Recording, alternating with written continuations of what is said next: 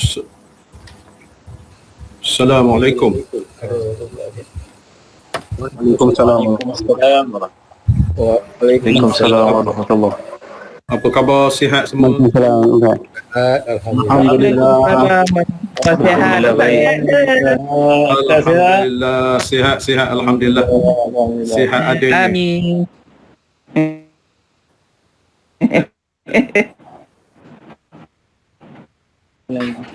Boleh Ustaz? Minta tutup mic. Assalamualaikum warahmatullahi wabarakatuh. A'udzubillahi minasyaitonirrajim. Bismillahirrahmanirrahim. Alhamdulillahil muwaffiqil mu'in. Wassalatu wassalamu ala sayyidina Muhammadin imamul muttaqin wa rasuli rabbil alamin. Shalla alaihi wa ala alihi at-tayyibin wa ashabil akramin wa tabi'ihim bi ihsanin ila yaumiddin. Allahumma iftah alaina futuhal arifin wa faqihna fid din waj'alna minal ulama'il 'amilin wal malaikatil muqarrabin.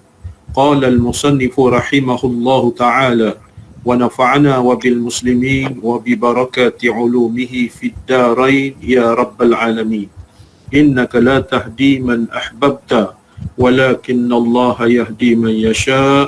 La hawla wa la quwwata illa billahil aliyyil azim. La hawla wa la quwwata illa billahil aliyyil azim. La hawla wa la quwwata illa billahil aliyyil azim. Saudara-saudari, tuan-tuan, puan-puan, tuan-tuan haji, puan-puan hajah yang dirahmati Allah Ta'ala sekalian. Alhamdulillah. Pertama-tamanya tak jemu-jemu kita merafakkan setinggi-tinggi kesyukuran kepada Allah Subhanahu wa Ta'ala kerana pada malam ini sekali lagi kita dipertemukan, diizinkan oleh Allah Subhanahu wa Ta'ala di dalam ruang kuliah Maghrib, iaitu membaca kitab Tuhfatur Raghibi. Moga-moga Allah Subhanahu wa Ta'ala mengurniakan taufik dan hidayah kepada kita semua. Allah Ta'ala mengurniakan kesihatan yang baik. Allah Ta'ala mengurniakan limpahan rezeki. Allah Ta'ala mengurniakan kegembiraan kepada diri kita, kepada anak isteri kita, kepada keluarga kita, dan kita bermohon kepada Allah Subhanahu wa Ta'ala agar kita semua dihindarkan daripada wabak penyakit, huru-hara dan sebagainya dengan kemegahan Nabi Muhammad sallallahu alaihi wasallam. Kita bersyukur juga kepada Allah Subhanahu wa Ta'ala kerana kita berkesempatan, berpeluang, ada masa, iaitu kita mengikuti program pada malam ini. Moga-moga kita dikurniakan oleh Allah Ta'ala ilmu yang memberi manfaat kepada kita di dalam kehidupan, ilmu yang memberi manfaat kepada kita di dalam kita berkeluarga, ilmu yang memberi manfaat kepada kita di dalam kita bermasyarakat, dan moga-moga ilmu yang kita perolehi dapat dijadikan benteng, dinding daripada perkara-perkara yang tidak diingini. Lebih-lebih lagi kita bicara dalam kitab ni berkenaan dengan dosa-dosa besar, berkenaan dengan dosa-dosa besar yang sepatutnya, yang sewajibnya kita menghindarinya. Jadi insya-Allah pada malam ni muka surat 26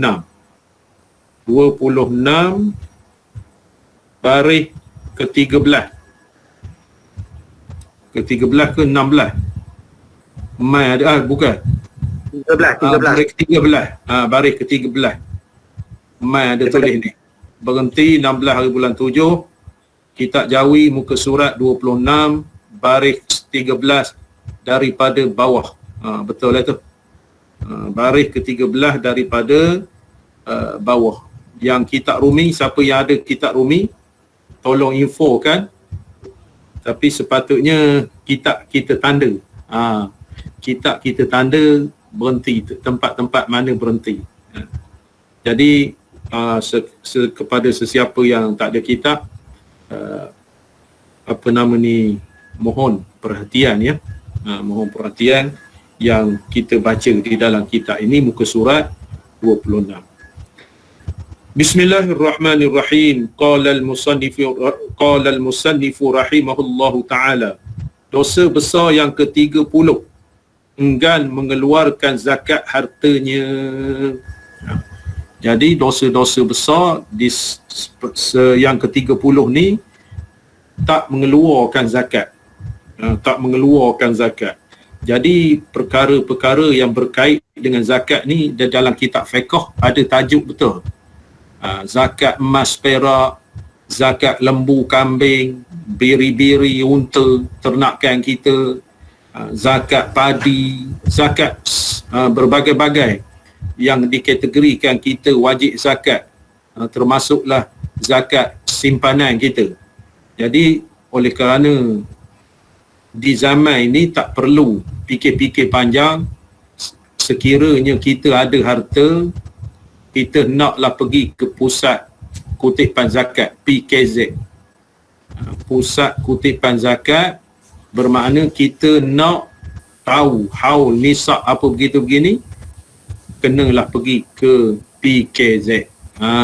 Jadi berkenaan dengan lembu contohnya, kerbau, kambing, biri-biri, kita terus pergi ke PKZ, habis cerita. Dia taksirkan apa nama ni begitu begini. Ataupun zakat pendapatan, kita ada kira-kira di dalam web PKZ tu, dia ada kira-kira yang berkaitan dengan hasil pendapatan kita begitu. Jadi perkara yang nak kita katakan dosa besar ni dalam kitab ni, dosa besar, dia ni dah cukup syarat tetapi dia tak mengeluarkan zakat dia. Dia tak mengeluarkan zakat dia. Contohnya duit berjuta-juta tak berkeluar zakat, cukup dah haul, cukup dah nisab, maka dia dikirakan dosa besar. Kerana sabda Nabi sallallahu alaihi wasallam, ma min sahibi zahabin wala fiddatin la yuaddi minha haqqaha illa idza kana yaumul qiyamati suffihat lahu safaihu min narin fa uhmiya 'alaiha fi nari jahannama fayukwa bihi jambuhu wajabhatuhu wa zahruhu ila akhirih. Artinya tiada jua orang yang mempunyai emas dan perak yang tiada dibayarinya daripadanya zakatnya, daripadanya emas perak, zakatnya zakat emas perak, melainkan hak tak mengeluar ni, melainkan apabila ada hari kiamat, bila dia berlaku hari kiamat di kampung-kampung ataupun di kampung-kampung ni, makna dia maksudnya di kampung-kampung ni dikelilingi, dikampung-kampungkan baginya beberapa kampung daripada api, maka hanguskan atasnya ke dalam neraka jahanam. Kemudian maka diselarlah dengan dia, dengan api neraka itu, lambungnya dan dahinya dan belakangnya. Itulah siksa bagi orang yang cukup syarat-syaratnya mengeluarkan zakat. Kita ni tak ada harta benda ni, wajib juga membayar zakat setahun sekali, iaitu zakat fitrah. Jadi kita tak lepas maknanya zakat fitrah ni. Tiap-tiap tahun kita bayar kepada tanggungan kita.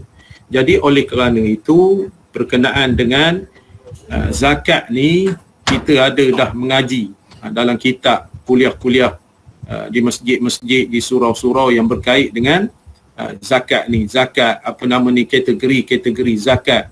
Lepas tu mah ataupun barang mah banyak simpan, wajib juga zakat.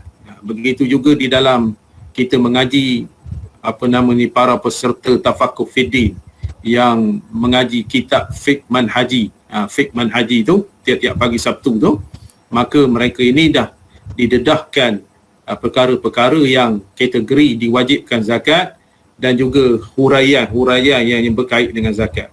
Kadang-kadang masyarakat kita ni tak faham. Saya contohkan sebelum ini, kalau tuan-tuan ingat, ada peristiwa dia ni banyak lembu. Tiap-tiap tahun dia sembelih lembu, lepas tu dia bagi ke masjid buat kenduri hari Jumaat. Buat kenduri hari Jumaat.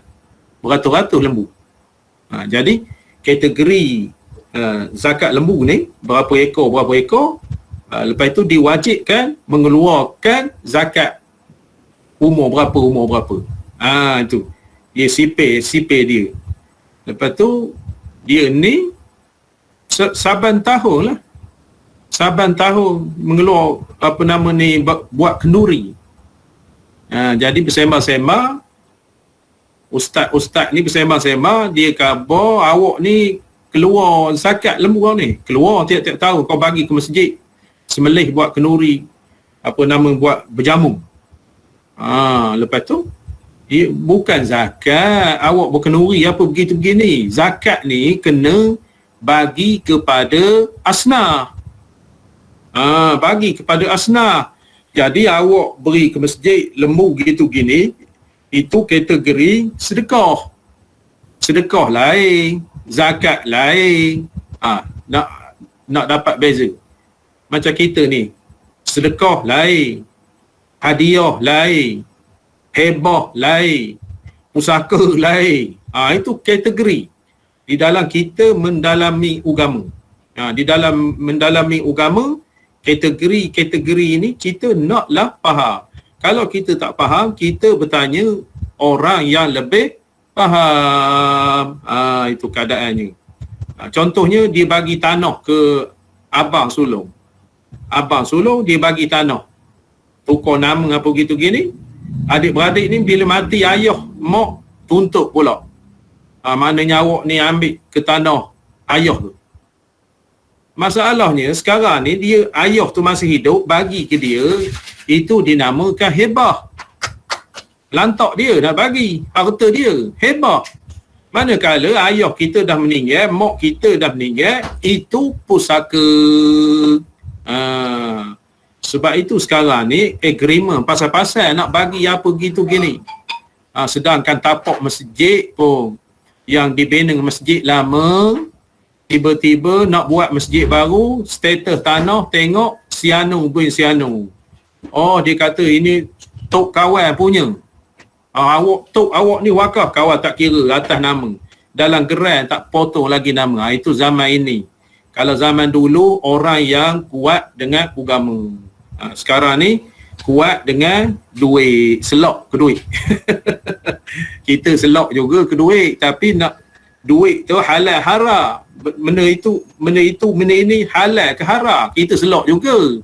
Tapi naklah yang berlandaskan syarak. Sebab apa? Kita takut dosa pahala. Itu dosa pahala. Jadi dia nak sebutkan bahawasanya orang yang tak mengeluarkan zakat ni, dia tak mengeluarkan zakat, di hari akhirat nanti berkepul-kepul api, mengepul dia. Berkepul-kepul api mengepung dia, hak tak bayar zakat ni, sehingga dia dihanguskan oleh api itu, bawa ke dalam neraka Jahannam. Lepas itu diselar-selar panggang. Diselar-selarnya diselar-selar kepada api neraka. Kena api tak kena, macam ikan panggang. Ikan panggang, ayam panggang, ayam golek. Kena tak kena. Ayam golek ni masa di bawah kena api. Lepas tu di atas tak kena pula. Lepas tu betapa seksanya jika kita mendapat penyeksaan seumpama ini. Maknanya dia khabar berkekalanlah seksaan tersebut kerana dia ni kedekut sangat nak membayar zakat. Sedangkan kewajipan dia macam semayang bar ni lah juga kewajipan. Bukan kita katakan harta benda tu hak kita, bukan, tapi hak kita ada hak orang lain. Ada hak orang lain itu ditentukan oleh Allah Subhanahu Wa Taala. riwayat Bukhari dan Muslim. Riwayat Bukhari dan Muslim, hadis sahih ni. Seterusnya ke-31, meninggalkan menyuruh dengan ma'ruf dan meninggalkan menegah daripada yang mungkar serta kuasa atas keduanya. Amar ma'ruf, nahi mungkar. Itu kita ni bermaksudnya sekecil-kecil kita ni di dalam taman kita ni contohnya ada kemungkaran. Jadi kita kena cegah lah. Hak boleh cegah. Hak boleh cegah. Jadi kalau tak boleh cegah, maknanya kita benci di dalam hati kita. Dalam hadis, man ra'a minkum munkaran falyughayyirhu biyadihi. Makna sekiranya kita melihat kemungkaran, maka mencegah dengan tangan dia. Makna tangan tu berkuasa. Berkuasa. Jadi mencegah dari sudut kita di dalam kategori rumah tangga kita, mencegah kemungkaran ni, contohnya anak tak sembahyang.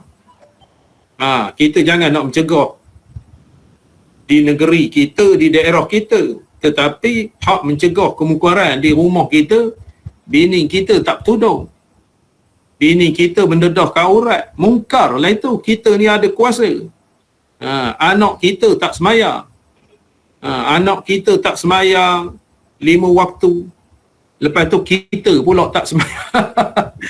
Tak sembahyang 5 waktu. Kita jangan mungkar ni, kita jangan sebutkan bahawa di luar kita, di luar persekitaran kita betul lah mungkar tu, tapi mungkar dalam rumah kita. Lepas tu ma'ruf dalam rumah kita. Dalam rumah kita adalah kita Perdana Menterinya. Kita mencorakkan bini kita timbalan Perdana Menteri. Contohnya di sudut negara. Kita ni maknanya anak-anak kita bahaya pergi masjid. Anak-anak subuh tak sembahyang. Itu kita serah kepada timbalan kita. Kita kalau nak pergi masjid, makna kita khabar ke orang rumah kita, maknanya kejut. Lepas tu orang rumah pula tak sembahyang subuh juga. Mungkar lah itu di dalam masyarakat. Jadi kita tak tahu bahana dosa tu, tak nampak. Macam COVID ni tak nampak. Sedar tak sedar, sesak nafas. Sedar tak sedar, meninggal. Itu macam bahana. Bahana akibat berkait dengan dosa besar ini. Na'udzubillah. Maknanya kita nak mengaji kitab ni, dia menyebutkan tentang perkara-perkara dosa besar. Apatah lagi di dalam masyarakat kita, keluar ke kampung kita sikit. Keluar ke kampung kita sikit ataupun taman kita. Kemungkaran yang berlaku, contohnya bersekedudukan di rumah sewa. Kita kena ambil tahulah. AJK masjid, AJK surau, AJK JKK kampung, apa begitu begini. Pertubuhan. Kebanyakan pertubuhan kita ni orang Islam belaka. Orang Islam belaka. Tak ada Cina kelih, tak ada.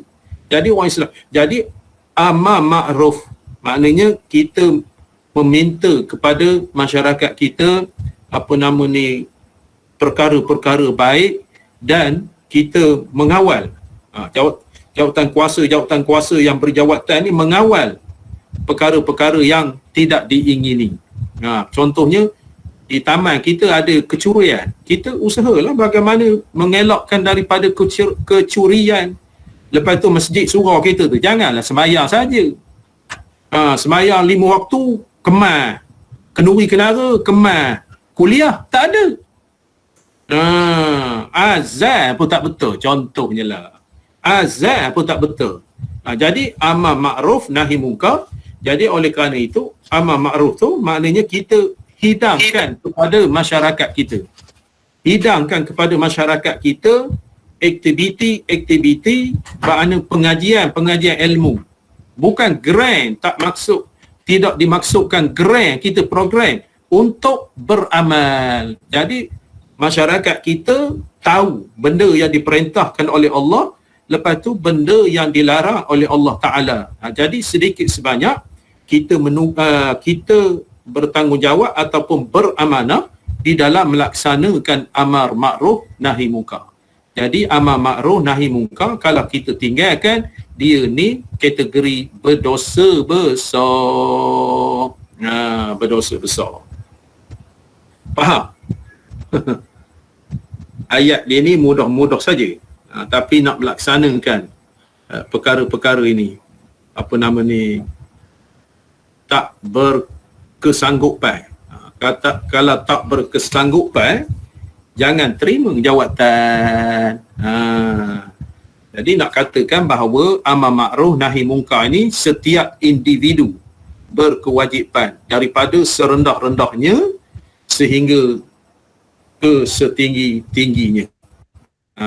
Serendah-rendahnya, setinggi-tingginya. Sari dua ni maknanya boleh berpesta dah dalamnya. Orang vera-vera mabuk-mabuk bawa perempuan apa gitu gini, amar ma'ruf nahi munkar lah tu. Maknanya laporan serbuan daripada ibu pejabat Bukit Aman umpamanya.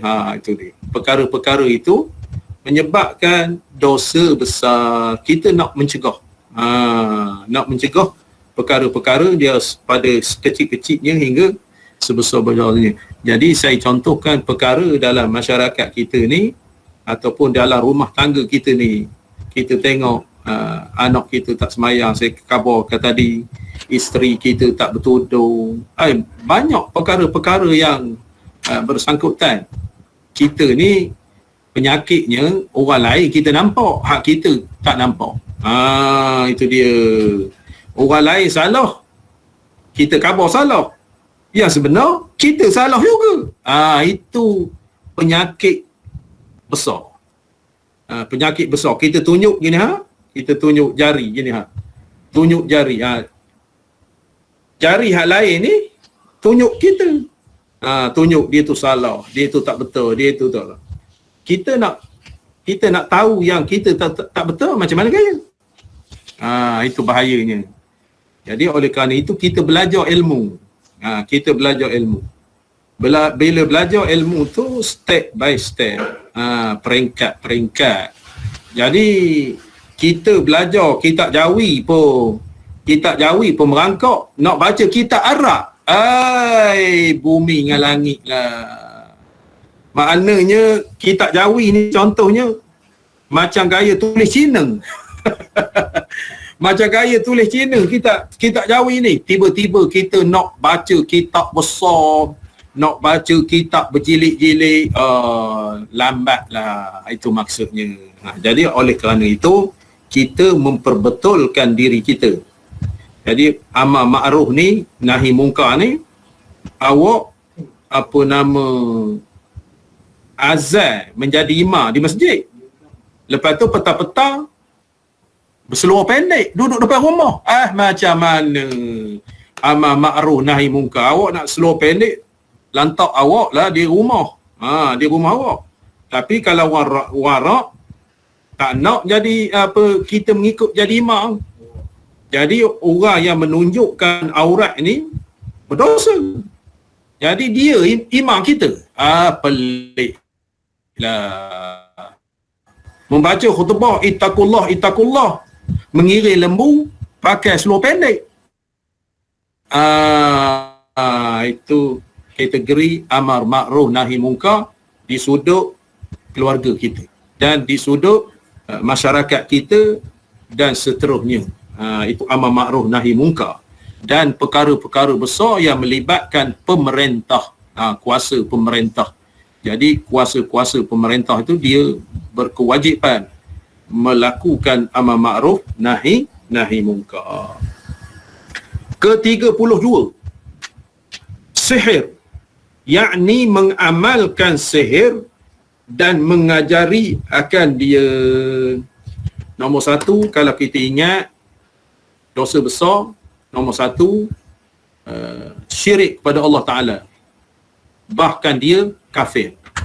Syirik jadi kafir.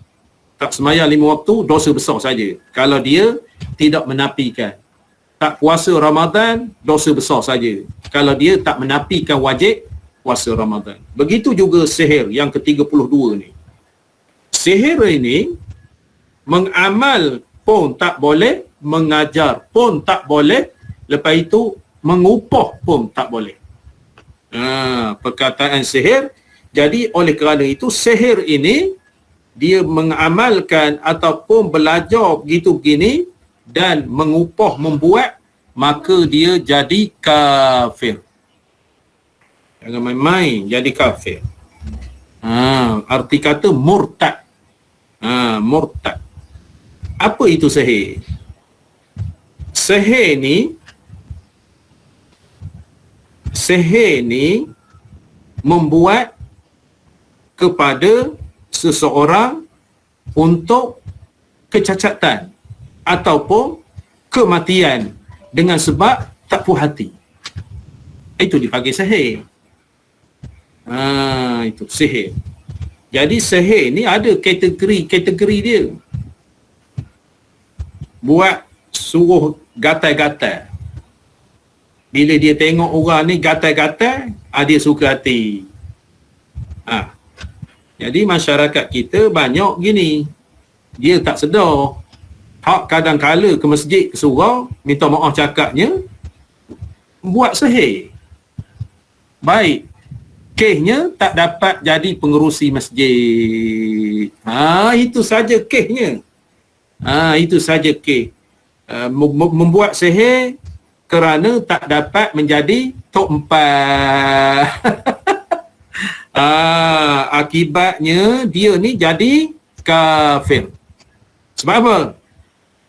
Sebab mengamalkan sihir ni, berubat cara sihir ni, dia memuja syaitan.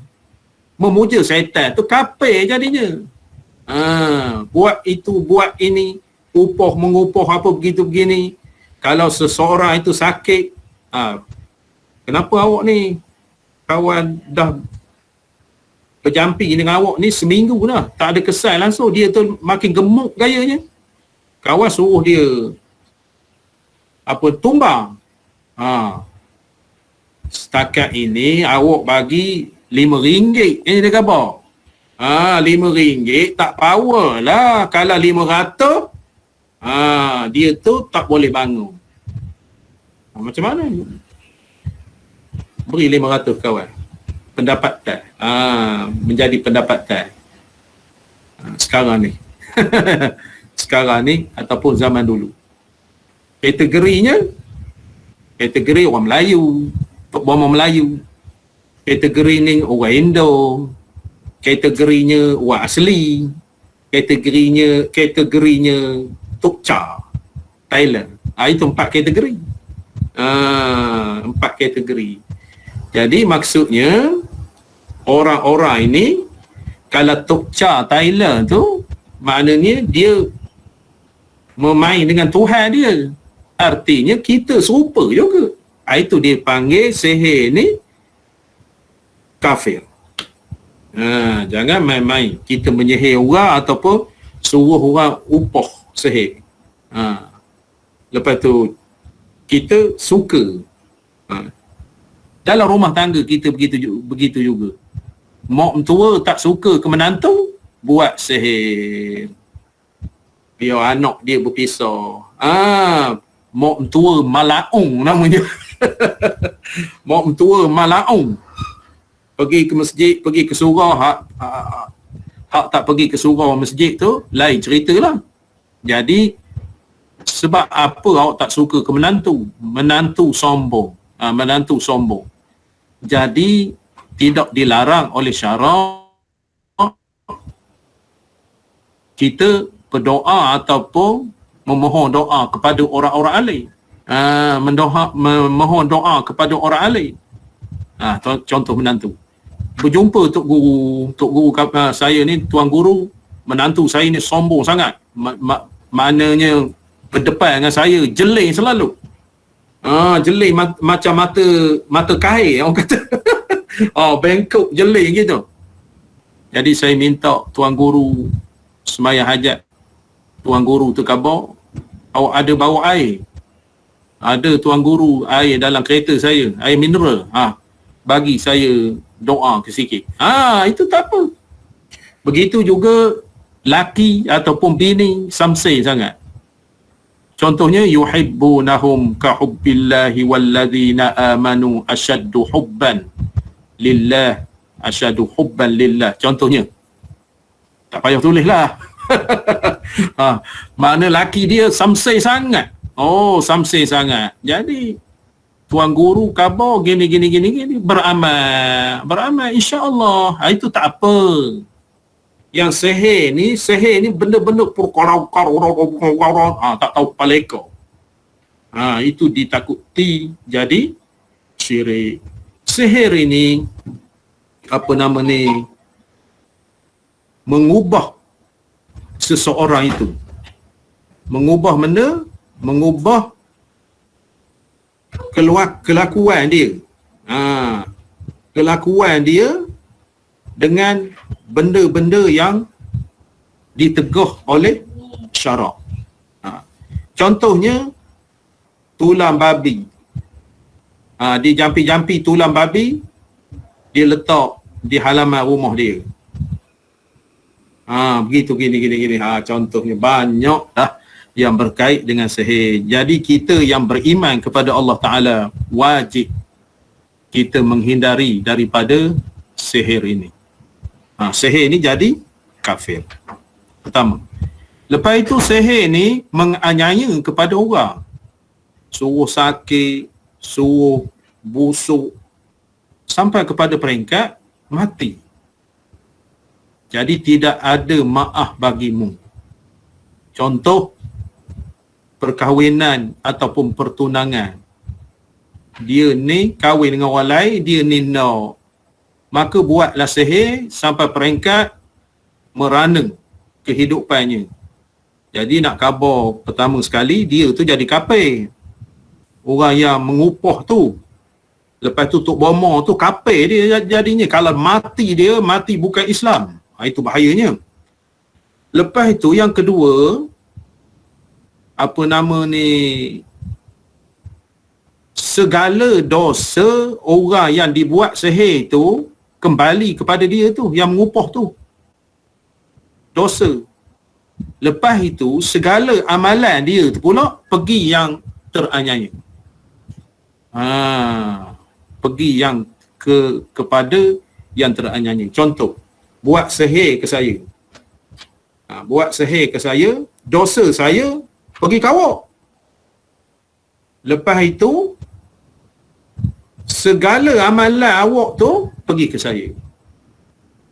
Itu bahaya sangat. Dan tidak ada ampun kita buat sihir ke orang. Jangan kita pakai Nabi lagi ampun kau umat. Itu tak boleh pakai itu. Itu tak boleh pakai. Awak sedap-sedap membuat ke dia cacat cela dia. Mana awak buat dia sampai peringkat dia lumpuh, sampai peringkat dia stroke, tiba-tiba hari raya nak minta maaf. Sorry lah. Mana berbicara di padang mahsyar. Mampu awak tu. Sebab itu kita ni di dalam kehidupan kita ni mestilah berilmu dan beramal. Kita takut dosa-dosa. Itu dikategorikan dosa kecil, dosa besar. Kita takut. Sebabnya dosa kecil ataupun dosa besar mengakibatkan kita sengsara. Tak sengsara di dunia, sengsara di dalam kubur. Sengsara di padang mahsyar, itu pasti. فَمَنْ يَعْمَلْ مِثْقَالَ ذَرَّةٍ خَيْرًا يَرَهُ وَمَنْ يَعْمَلْ مِثْقَالَ ذَرَّةٍ شَرًّا يَرَهُ. Saya tak perlu terjemahkan. Tuan-tuan boleh terjemahkan? Siapa berani nak terjemahkan? Faman ya'mal. Siapa berani? Takut belaka. Yang ini kamera tak buka ni, takut belaka ni.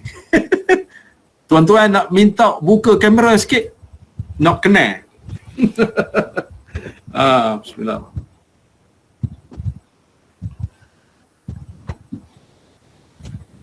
Buka kamera. Oh, kenal ni. Kenal. Buka kamera tak apa, sampai habis pun tak apa. Sampai habis kalau saya tanya ada nama ni, larilah. Kalau saya tanya larilah. Tak ada masalah. Itu nak khabarkan. Maknanya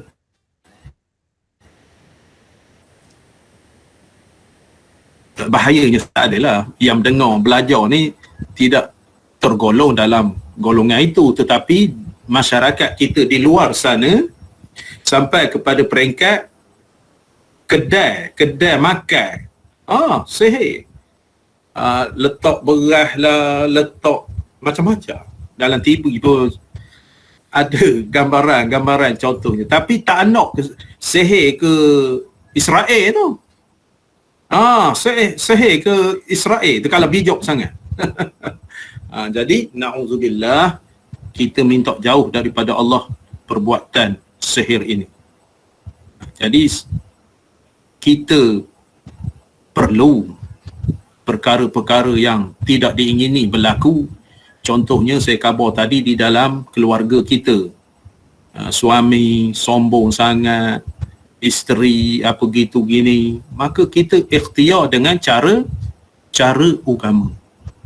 Ikhtiar dengan cara agama, mudah-mudahan. Seperti saya katakan tadi, maknanya laki samsai sangat, liar sangat, isteri liar sangat, itu baca yuhibbunahum ka hubbillah, adalah cara-caranya. Ataupun suratul qadri inna anzalna contohnya, tapi adalah kaedah-kaedahnya. Sebab itu kita perlu kepada orang-orang alim. Maknanya kita minta nasihat, minta doa. Saya teringat masa di Pasir Tumbuh, Tuan Guru Haji Hashim, Allah yarham, dia tu orang semua datang. Maknanya kalau pergi pagi rumah dia tu, lepas subuh tu orang datang. Doa macam-macam. Dia tu wali lah, ibaratnya barakah doa makbul. Doa makbul dia tu. Maknanya hari-hari. Ketika saya pergi situ, maknanya orang berdoa. Macam-macam gitu, gini. Sampai apa nama, saya berjumpa doktor, laki bini doktor, dah kahwin 10 tahun. Tidak dikurniakan zuriat. Lepas tu dia pergi ke situ. Saya pergi tu, terjumpa dengan Toki budak tu, anak dia tu. Maknanya datang daripada Tanah Merah. Dia pergi ke Kota Baru, Pondok Pasir Tumbuh. Dia kata, Tuan Guru, saya ni nak bawa tahnik cucu saya. Alhamdulillah dapat cucu, dia kata. Tuan Guru ingat, ketika saya datang dan anak saya datang, saya minta doa dengan Tuan Guru, anak saya ni 10 tahun kahwin, tak dapat anak. Alhamdulillah, dia kata dapat. Jadi apa nama ni, saya tak ingat dah, dia kata. Saya suruh buat benda. Tuan Guru Haji Hashim, masa itu dia dah tua dah, bongkok dah. Saya suruh buat benda, dia kata. Tuan Guru suruh ambil kukuh nyo yang dipakai, kukuh hak kita kampung tu. Tak boleh beli hak wei tu, tak boleh, hak kukuh lama. Lepas itu cari tempurung jantan dan tempurung betina. Tahu tempurung jantan, tempurung betina? Tahu? Tak tahu sudah. Tahu. Tempurung jantan, tempurung betina. Lepas itu bakarkan mata kukuh tu. Bakar dengan api. Bakar dengan api sehingga merah menyala. Lepas tu sebelum itu letakkan air di tempurung tu. Lepas itu dia bersihkan lah, tempurung tu bersihkan. Lepas itu mata kukur tu dah bakar, celup ke dalam air tu. Lepas tu tutup. Lepas itu tutup. Bila air tu dah sejuk, maka diminum oleh suami isteri. InsyaAllah dia khabar. Saya tak ingat dah Tuan Guru tu khabar. Jadi saya mencurilah ilmu dia tu. Mencuri ilmu, lepas tu saya minta izin. Minta izin daripada Tuan Guru tu, Tuan Guru Haji Hashim, minta izin nak mengambil dia punya ilmu dia tu. Nak jadi ke cerita tuan-tuan, saya pergi dengan kawan saya di Terengganu, Cikgu Syahrul namanya. Saya pergi, Cikgu Syahrul tu bawa kamera Kodak. Kamera Kodak tu. Ingat? Apa nama filem Kodak tu. Filem Kodak. Saya tu depan saya, bukan tipu-tipu.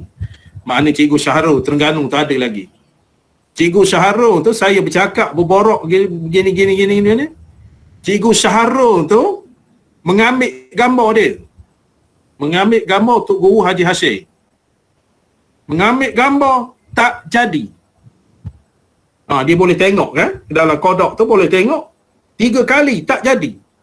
Lepas tu dia kata, Tok Guru kata, nak ngambil gambar saya kena minta izin dulu, kalau tidak tak jadi. Itu saya tengok. Itu nak khabarkan, maknanya kita apa-apa jua jangan sihir. Jangan menggunakan sihir, tetapi menggunakan seperti mana yang dianjurkan oleh agama, berdoa apa begitu gini. Kita ni sebab apa doa tu? Doa tak makbul. Sebab kita ni jadi tak tahu kepala ekor, bimbang doa terhijab. Doa kita terhijab. Jadi kita minta orang alim ni nak khabarkan, saya bersamalah mengikut bersekedudukan dengan orang alim ni. Zikir sehari 70,000. La ilaha illallah 70,000. Ustaz, kalau 70,000 tak makan tak minum lah. Elok je 70,000. Zikir hayat dah nak mendapat ke 1,000. Berapa zikir? 1,000. Banyaknya. Kalau 100 tahan juga. Dia itu dah nampak jiwa kita. Nampak jiwa kita. Lepas itu bolehlah 1,000 zikir. 1,000 zikir. Lepas tu boleh dah nak buat lebih. Awak jangan berdoa 1,000 pun tak. Maknanya nak khabarkan contoh kita sihir. Jadi beramal dengan sihir tak boleh. Dia kategori dosa besar. Dosa besar. Tetapi dia akan jadi kafir bila buat menganiaya kepada orang. Buat aniaya kepada orang, dia akan menjadi kafir sebab pemujaan begitu begini. Boleh faham? Boleh faham? Ada berlaku dalam masyarakat kita.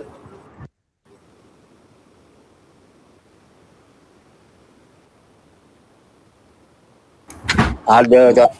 Ada. Ada. Ada. Na'udzubillah.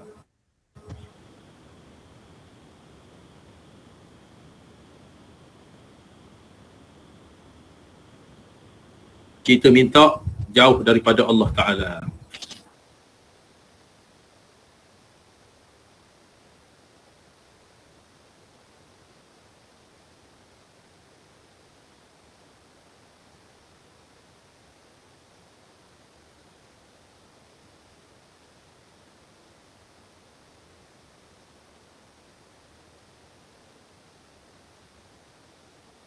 Betul kalau kita lupa. Sebab itu kena baca semua. Kena baca semua. Dia menghafal ni. Difokuskan sini iaitu orang yang menghafal Quran. Hafiz yang kita katakan. Hafiz. Berdosa besar. Orang yang menghafal ni istimewa dia banyak. Yang ke-34. 34 membakar hayawan. Membakar binatang berdosa besar. Hatta bangkai binatang sekalipun. Kita tikus banyak sangat dalam rumah. Kita bakar. Lipan bakar. Ular bakar. Mana berdosa besar. Membakar hayawan. Maksudnya membakar hayawan sepatutnya dia ni tak boleh. Tak boleh dibakar. Kerana tiada yang menyeksa dia dengan api melainkan Allah Ta'ala yang menjadikan dia. Jadi api ni siksaan kepada manusia. Api ni siksaan kepada manusia, api neraka. Jadi tak layaklah kita hamba Allah nak membakar binatang-binatang seumpamanya dengan api. Tak boleh. Jadi kita membunuh apa begitu begini, kalau membunuh tikus apa semua sekali, maka kita jemur tengah panas. Musuh tikus ni bahaya. Air kencing tikus apa begitu begini. Jadi kita jemur tengah panas, matilah dia. Nak ketuk-ketuk tak boleh. Ketuk. Ular kena ketuk. Tikus lain. Ular kena ketuk. Kalau dia tak ketuk, tiba kita pula. Ular ustaz terkabar, ular tak payahlah. Ular larilah. Ilmu ular ni ayat salamun qawlan ala nuhin fil alami. Salamun qawlan ala nuhin fil alami. Cuba kalau jumpa ular suruh lari. Kalau ular tak lari, kita lari. Itu ayat dia tu. Ular. Saya Ustaz minta maaf Ustaz. Ya. Ustaz nak Ya, tanya ya. macam bomba, kita beritahu buat laporan dia terbuan dekat rumah, dia datang dia bakar. Macam mana tu sarang terbuan tu? Terbuan tu cerita lain. Terbuan tu maknanya kisah dia, kategori dia mesti dibunuh dengan api. Kalau tidak, kita habis. Itu. Contohnya saya nak kabarkan membakar hayawan ni, kucing, anjing, itu. Jadi terbuan ni maknanya kita kalau tak bakar dia, berat kerjanya. Itu dia ada kategorinya juga. Terbuan, pengingat apa gini, kena bakar ke dia, pengingat terbuan. Jadi dia ada kait kuyuknya. Dia ada kategori ini. Maknanya perkara-perkara hak boleh dan juga tak boleh. Binatang-binatang. Ya. Kalau macam orang kata, setengah orang dia suka rumah dia banyak cicak. Jadi dia suka lastik cicak. Macam mana? Lastik cicak tak apa. Sunat. Sunat dalam kitab Bidayatul Hidayah. Bidayatul Hidayah Usuluddin. Bidayatul Hidayah, kalau kita mengaji kitab Jawi, Tauhid, dia sebut situ sunat membunuh cicak. Tapi dengan syaratnya mati terus. Dengan syarat mati je. Jadi kategori hak bernyawa seperti itu, kita ambil cicak, sepatutnya kita bunuh. Kita bunuh lastik apa begitu gini. Kita ambil cicak hidup-hidup, kita bakar. Jadi dia nak kabarkan membakar tu yang tak boleh. Berdosa besar. Dah mati apa begitu gini. Dah mati gitu, habislah. Tapi kita bakar jadi kesukaan. Jadi kesukaan. Macam cerita diviralkan kucing letak dalam mesin basuh. Dalam mesin basuh. Di apa nama ni, kedai mesin basuh kain tu, letak kucing situ. Itu berdosa besar tu. Jadi kategori membunuh ataupun membakar haiwan. Jadinya membakar ni hak Allah Ta'ala saja. Hak Allah Ta'ala saja yang menyeksa apa nama ni, hamba-Nya, terutama manusia, api neraka. Membakar sampah. Membakar sampah ni dalam masyarakat ni, kalau kita ada otak, orang tak membakar sampah. Sebab itu kita mengaji juga. Maknanya orang yang berfikiran waras, kalau di taman-taman, di perumahan-perumahan, dia tak membakar sampah. Sebabnya kita rumah rapat-rapat, rumah kita pertama sekali bukanlah besar sangat. Kadang-kadang rumah kita ni, apa nama ni, rumah teres, di depan saja tingkap, di belakang pintu, contohnya. Jadi apabila masuk asap tu dalam rumah kita, asap tu dalam rumah kita, tak mikir ke? Kita tak fikir. Kalau asap termasuk dalam rumah yang membakar tu macam mana gaya? Kategorinya berdosa kita. Sebab apa nama, menyusahkan kepada individu berkenaan. Kalau anak dia lelah, apa nak saya cakap? Anak dia lelah, asap penuh dalam rumah. Oh, bahaya. Sepatutnya kalau sampah-sampah di depan rumah kita, kalau orang yang mengaji, belajar, sampah-sampah tu alam flora datang, kita masukkan dalam plastik, jangan bakar. Dia nisbahkan kampung lain. Kampung kita luas tanah. Lepas tu angin apa begitu gini, maknanya tidak mengacau orang. Tapi kalau di taman-taman, contohnya di taman permainan, budak-budak main petang apa begitu-gitu, kita duduk sibuk bakar sampah. Itu nak, kita kena memikir juga benda-benda gitu. Budak-budak main, kita bakar sampah. Adakah baik perkara itu? Fikirlah. Contohnya rumah orang tu, anak dia dalam pantang 40 hari. Ada baby anak dalam pantang, asap masuk dalam rumah. Macam mana keadaannya? Cuba fikir. Perkara-perkara ni maknanya menyakiti orang. Menyakiti orang. Maknanya maksudnya cabang-cabang iman itu menghindari daripada menyakiti orang. Contohnya duri di jalan. Duri di atas jalan kita ambil supaya orang tidak terpijak duri. Cabang iman. Cabang iman. Jadi sepatutnya perkara-perkara ini kalau kita tak suka, orang lain pun tak suka. Kalau kita tak suka, orang lain tak suka. Jadi nisbahkan menyakiti kepada penduduk setempat. Jadi orang nak mikir kisah ni payah. Nak mikir kisah ni. Sampai peringkat membela ayah masuk masjid. Ayah masuk masjid. Sebab kita membela ayam, berok apa gitu gini. Itu. Jadinya tak boleh lah gitu patutnya. Lepas tu seterusnya. Ke-35, enggan perempuan daripada suaminya dengan tiada sesuatu sebab.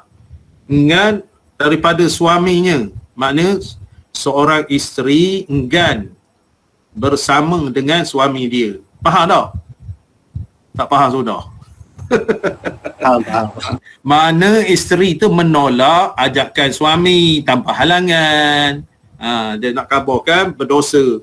Kerana sabda Nabi SAW, berdosa bukan berdosa kecil, berdosa besar. Iza batatil mar'atu hajizatan firasha zawjiha la'anatha al-malaikatu hatta tusbiha. Artinya apabila bermalam seseorang perempuan hari malam, padahal hari malam ni tak kisahlah malam ke siang, mana orang tak ada, orang tak ada, padahal meninggalkan tempat ketiduran suaminya, nescaya dikutuki oleh segala malaikat akan dia hingga pagi. Maksudnya suami mengajak isteri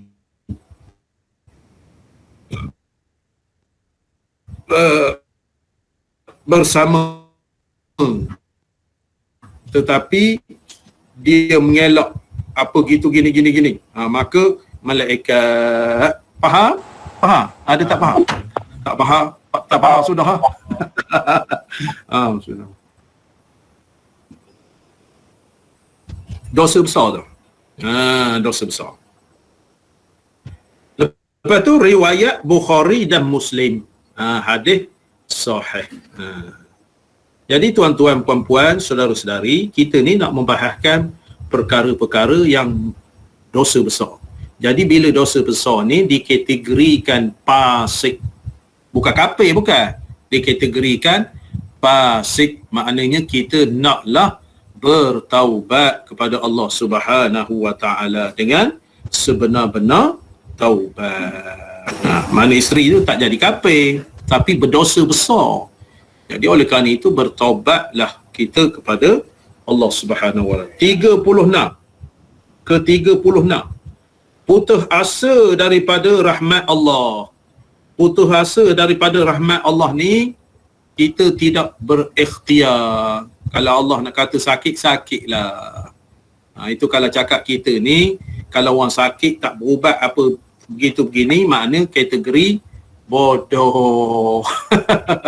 Jadi kita berusahalah, makna berikhtiar. Kalau sakit berubat, kalau tak baik hak sini, hak tak baik hak sini. Kita tak putus asa. Di dalam penderitaan itu Allah Ta'ala akan bagi kegembiraan. Di dalam penderitaan itu kegembiraan. Contohnya, walaupun kita resah gelisah COVID-19 ni, wabak COVID-19 ni, walaupun kita resah gelisah, maknanya ikhtiar, vaksin apa begitu begini, lepas itu pakai mask begitu begini, penjarakan begitu begini, ikhtiar segala-galanya. Di samping itu jangan putus asa daripada rahmat Allah. Putus asa daripada rahmat Allah ni artinya kawan tak payah pakai mask, nak mati-matilah. Itu tak boleh, berdosa besar. Kita kena usahakan. Di samping kita berusaha itu dalam penderitaan dan kesengsaraan kita, kita alhamdulillah lah tak kena sakit apa begitu begini. Saudara-saudara kita yang di hospital apa begitu begini, pakai oksigen begitu begini, bahkan yang meninggal dunia begitu begini, seperti mana kita saksikan seharian. Maknanya ada hikmah-hikmahnya. Di dalam kesengsaraan ada kegembiraan juga. Di dalam suasana masyarakat kita ada juga kebaikan. Ada kebaikan. Contoh, orang sekarang ni sembahyang Jumaat cepat, pukul 12 pergi masjid dah.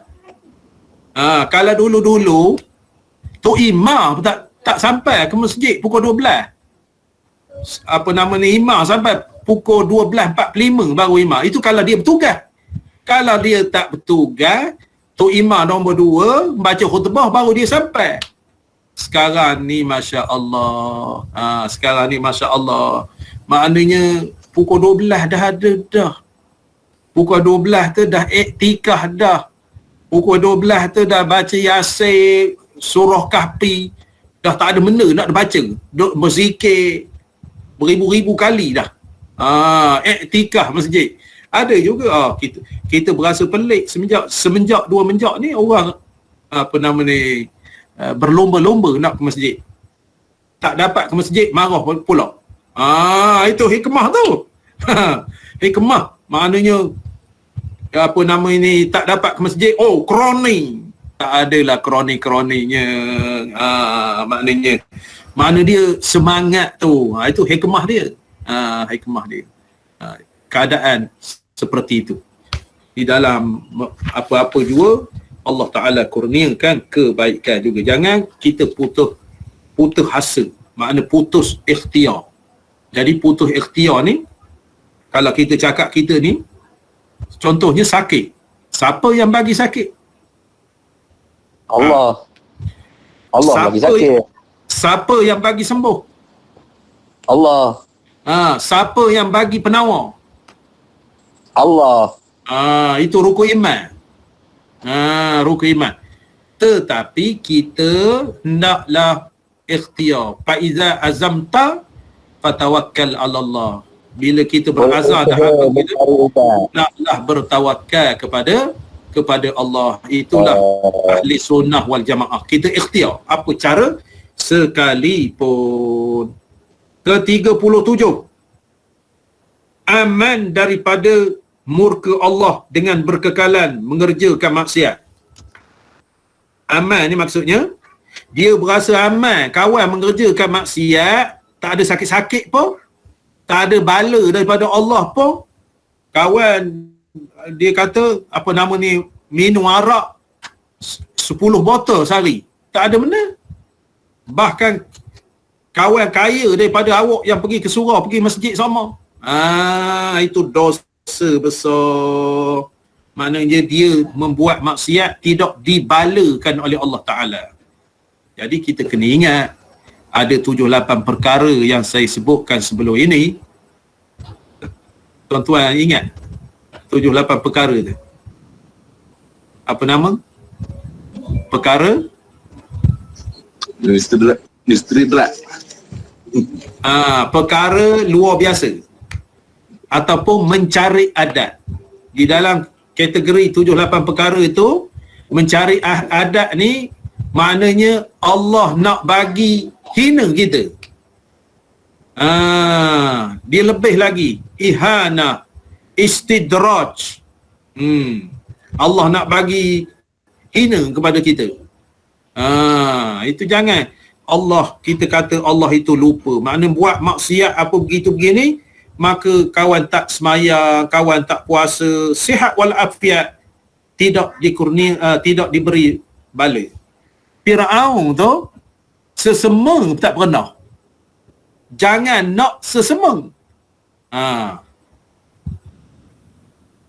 Batuk tak pernah. Apa begitu gini? Akhirnya mati di dalam kufur wal-iyazu billah. Jadi oleh kerana itu, kita ni jangan senang lenang, berasa senang apabila kita buat sesuatu perkara yang dilarang oleh Allah Ta'ala. Kita berasa berpuas hati, masalahnya kita tidak mendapat bala daripada Allah, dan berserah diri atas ampun Allah Ta'ala. Lepas itu dia tak dapat bala daripada Allah membuat maksiat, dia rasa aman dia buat maksiat. Lepas itu terserahlah Allah. Kalau Allah nak ampunkan, ampunkanlah. Kalau tidak, tidaklah. Kita ni wajib tubu ilallah. Tubu ilallah makna kita wajib bertaubat kepada Allah Ta'ala. Wajib bertaubat. Nabi terus 70 kali sehari bertaubat. Ada riwayat mengatakan 100 kali bertaubat. Jadi ditanya oleh sahabat, ya Rasulullah, bukan ada dosa ya Rasulullah. Lepas tu Rasulullah bersabda, aku ni bukan kerana dosa, tetapi aku bertaubat ni kerana nak mendekatkan diri kita, nak mendekatkan diri aku kepada Allah Subhanahu wa Ta'ala. Jadi kalau kita bertaubat, istighfar, astaghfirullah, aman jiwa.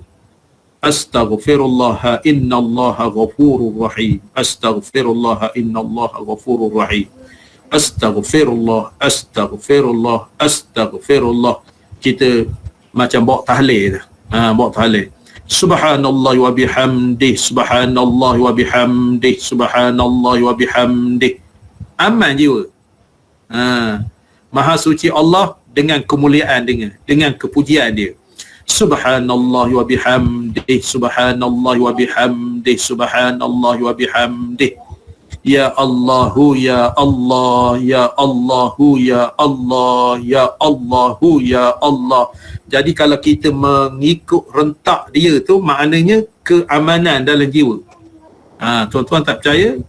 Subhanallah wa bihamdih, tapi mengamatilah makna dia. Subhanallah wa bihamdih, subhanallah wa bihamdih, subhanallah wa bihamdih, subhanallah wa bihamdih. Jadi kalau kita buat saya subhanallah wa bihamdih, subhanallah wa bihamdih, tak jadi, dia kena irama dia. Tak boleh. Kena kosak Ya tu, guru. Ya. Kena kosak tu. Kosak makna dia di dalam hati kita. Ya Allahu ya Allah, ya Allahu ya Allah, ya Allahu ya Allah. Dia memakan jiwa. Memakan jiwa. Kalau sebut ya Allah, ya Allah, ya Allah, ya Allah, ya Allah, tak jadi. Ya Allah, ya Allah, ya Allah, tak menjadi. Kalau selawat Jibril macam mana Ustaz? Boleh tak? Apa? Selawat Jibril. Selawat Jibril? Mereka Allahumma salli ala Muhammad, Allahumma salli ala Muhammad. Selawat Jibril? Ya. Allahumma salli ala Muhammad. Ya. Selawat ke Nabi tu, bukan Jibril tak? Sallallahu ala Muhammad, selawat Jibril. Sahabat Nabi tu Tuan Guru. Selawat ni ke Nabi. Selawat ke Nabi. Apa jenis selawat? Macam-macam jenis selawat ni. Selawat kepada Rasulullah sallallahu alaihi wasallam. Apa nama ni? Ya Allah, ya Allah, ya Allah, ya Allah. Dia ada irama dia. Bau kena. Apa nama ni? Subhanallah, astaghfirullah, astaghfirullah, astaghfirullah. Kita bawa tahlil. Astaghfirullah, innallaha ghafurur rahim. Iaitu lepas tu astaghfirullah, astaghfirullah, astaghfirullah, astaghfirullah. Taibuna ilallah. Taibuna ilallah. Begitu. Kita tidak bersedap hati sekiranya kita buat maksiat, mengerjakan buat maksiat, Allah tak murka kita. Lepas itu kita berserah. Berserah saja. Nak ampun, ampun, tak ampun pun tak apa.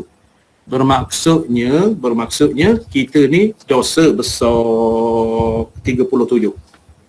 Ke-38, zihar, yakni menyerupakan isteri dengan ibu pada haramnya. Zihar ni dosa besar juga. Tahu zihar? Tahu zihar? Tahu Tuan Guru. Munakahat. Dalam munakahat, tahu. Zihar, dikatakan zihar dalam munakahat. Zihar ni pertama sekali istilah dia menyamakan anggota bini kita, isteri kita, menyamakan isteri kita tu dengan ibu kita. Jari awak ni macam ibu kawan. Dan ada ulama mengatakan menyamakan orang yang haram nikah. Jadi tak boleh menyamakan anggota orang yang haram nikah dengan isteri kita. Tetapi menyamakan masakan tak apa. Dia anggota tubuh badan. Anggota tubuh badan kita, isteri kita disamakan dengan orang yang haram nikah dengan kita. Maka dikatakan zihar. Jadi zihar ni nak panjang lebar di dalam kitab Idahul Bab, kisah munakahat, kisah nikah. Ada tajuk betul. Zihar, li'an, ila, itu tajuk betul. Jadi dosa besar menyamakan isteri kita dengan orang yang haram nikah dengan kita. Ke-39, makan daging babi. Makan daging babi. Sarahah ataupun jelas makan daging babi. Diharamkan oleh Allah Ta'ala dalam sebut dalam Quran. Diharamkan kita makan daging babi. Itu dosa besar. Ke-40, makan bangkai dengan tiada uzur. Makan bangkai dengan tiada uzur, dosa besar juga. Kategori bangkai ni, kategori bangkai ni ada beberapa kategori. Bangkai binatang yang mati haram dimakan. Lepas itu binatang yang disembelih tetapi dah jadi bangkai. Satu lagi, binatang yang halal dimakan tidak cukup syarat sembelihan. Dia kira bangkai juga. Itu kategori bangkai.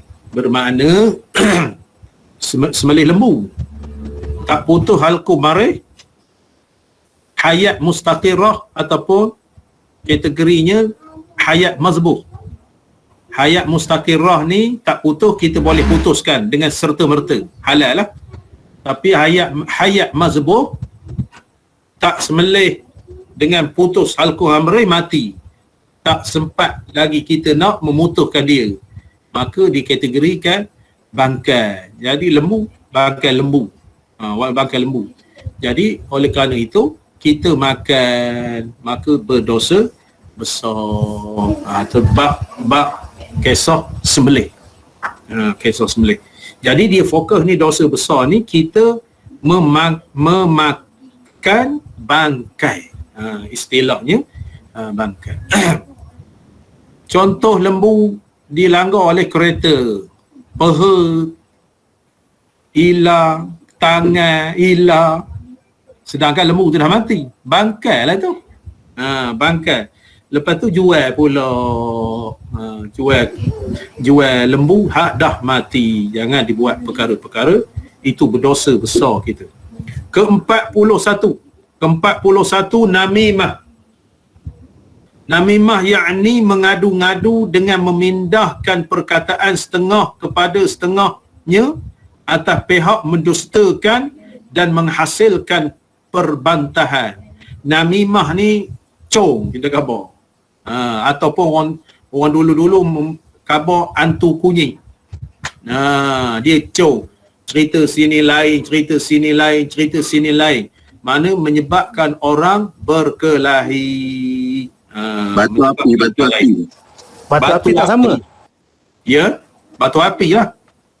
Menggalakkan lagi. Tapi apa nama ni, namimah ni dia bawa cerita A ke B, B ke A.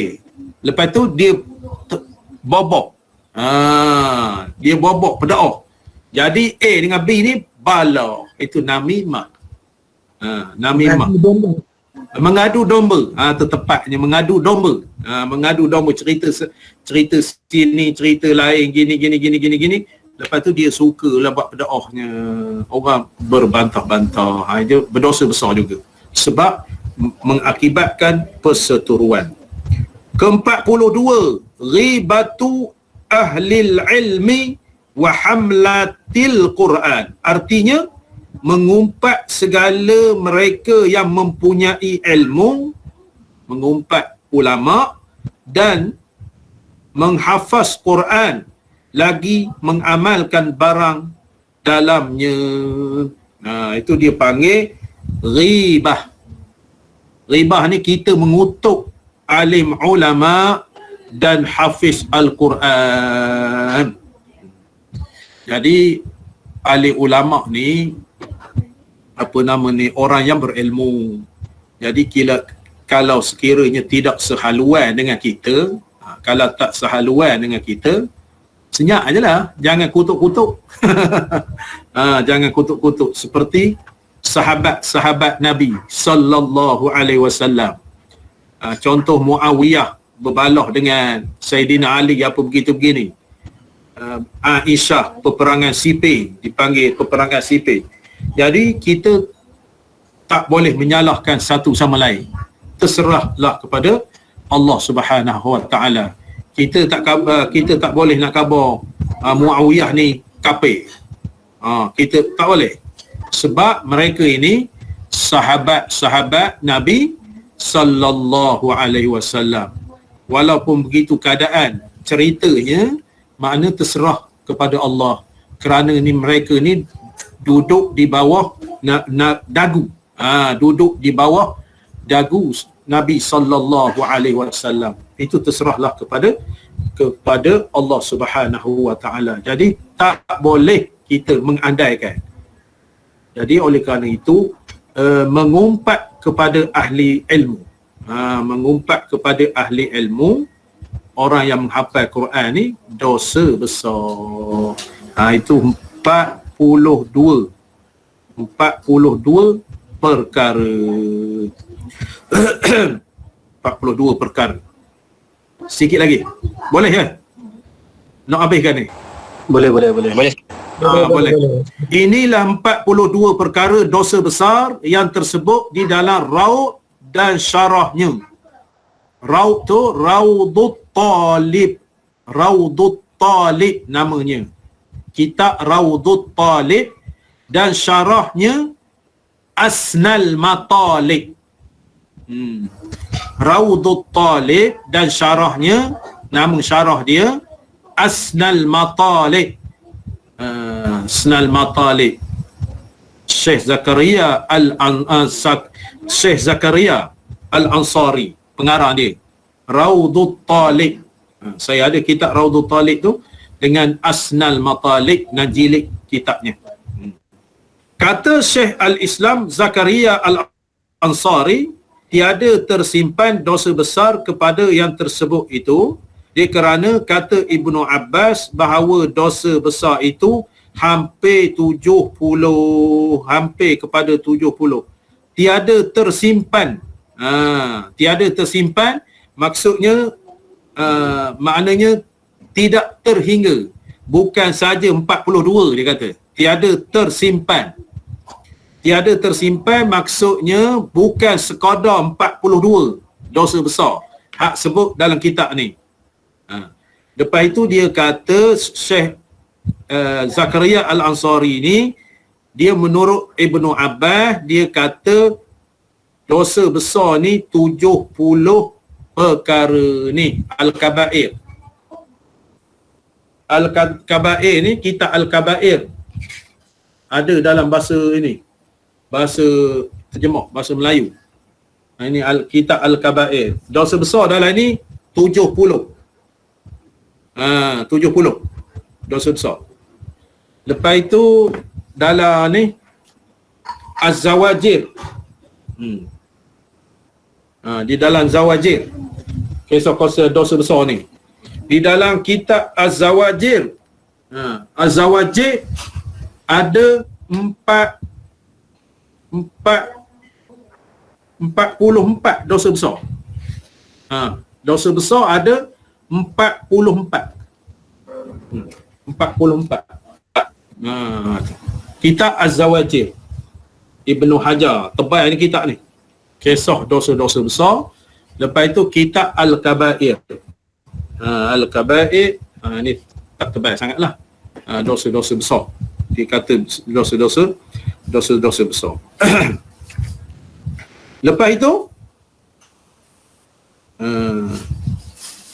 dan disebutkan oleh Syekh Ibnu Hajar akan dosa besar serta dengan dalilnya di dalam kitab yang bernama Zawajir an Iqtirafil Kabair, lebih daripada 400. Dia ada sebut sini 40, lepas tu dia ada perkataan 400 dalam ini. Dosa-dosa besar. 400 kata di Ibnu Hajar Al-Haytami dalam kitab ini. Dalam kitab ini ada 400 dosa besar. Dia sebut dalam kitab ni, dia senaraikan dalam kitab Az-Zawajir ni 44 saja. Tapi dia sebut di sini ada 400 dosa besar. Dia sebut dalam kitab ini, dia senaraikan 44.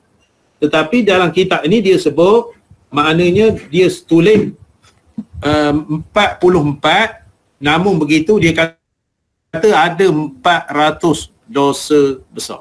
400 dosa besar. Seperti sunat dalam semayang, sunat hayat berapa ratus?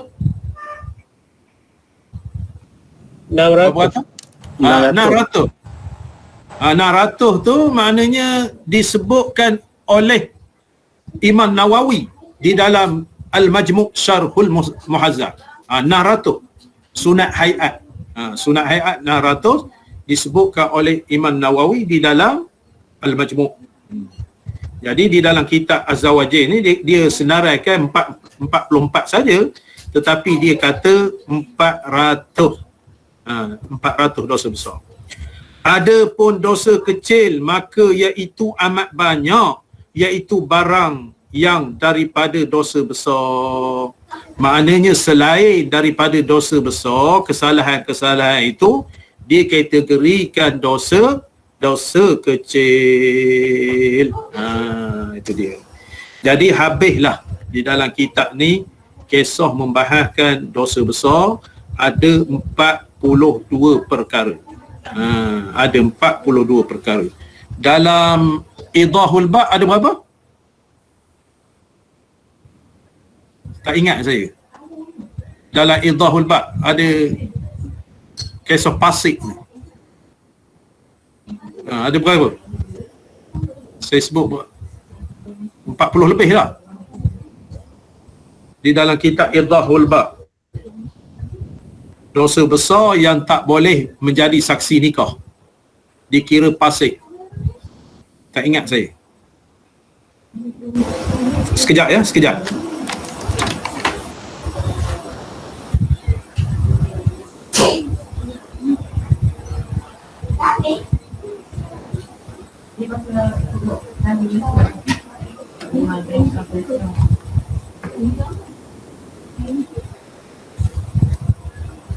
Di dalam kitab Az-Zawajir, kitab Az-Zawajir pula. Di dalam kitab apa nama ni, kitab Idahul Ba' muka surat 14. Dosa besar dia sebut ada 51.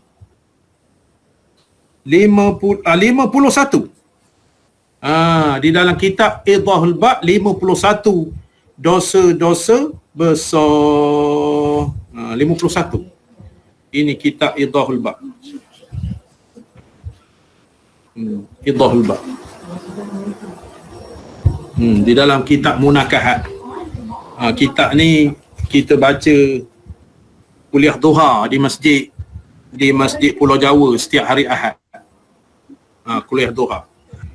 Seterusnya, ada pun dosa kecil maka iaitu amat banyak, iaitu barang daripada dosa besar. Maknanya selain daripada dosa besar itu, dosa kecil banyak yang berkait dengan dosa kecil. Dosa kecil ni habis dengan kita mengambil untuk berguguranlah dosa kecil itu. Jadi insya-Allah kita sambung kembali berkenaan dengan rukun taubat. Rukun taubat menggugurkan dosa. Rukun taubat kita membahaskan berkenaan dengan taubat. Insya-Allah kita akan bertemu lagi di dalam membahaskan kitab ni pada hari Isnin. Kita nak baca 2 kali seminggu pada hari Isnin, waktu yang sama. Waktu yang sama.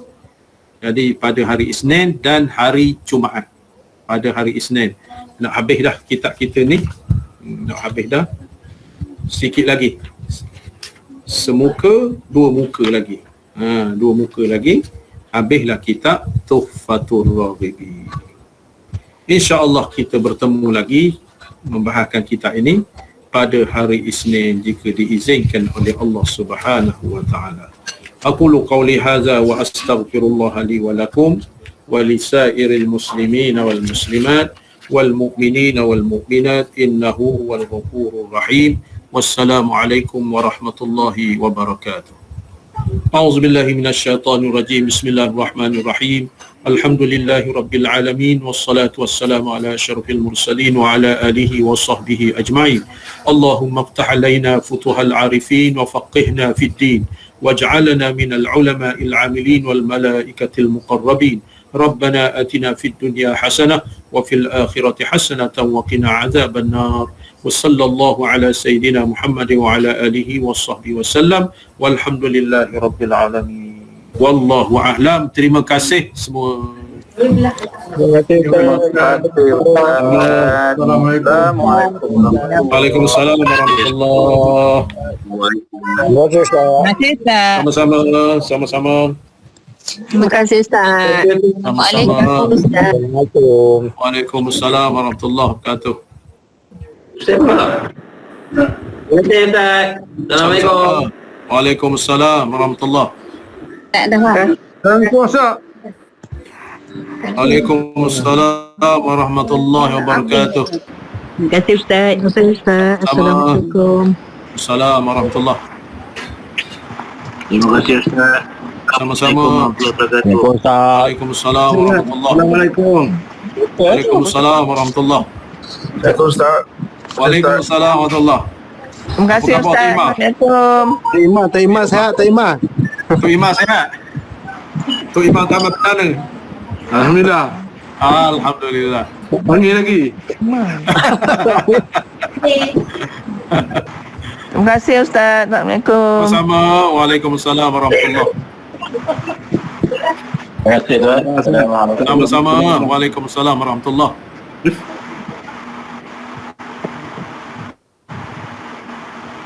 Ni lah. Ni.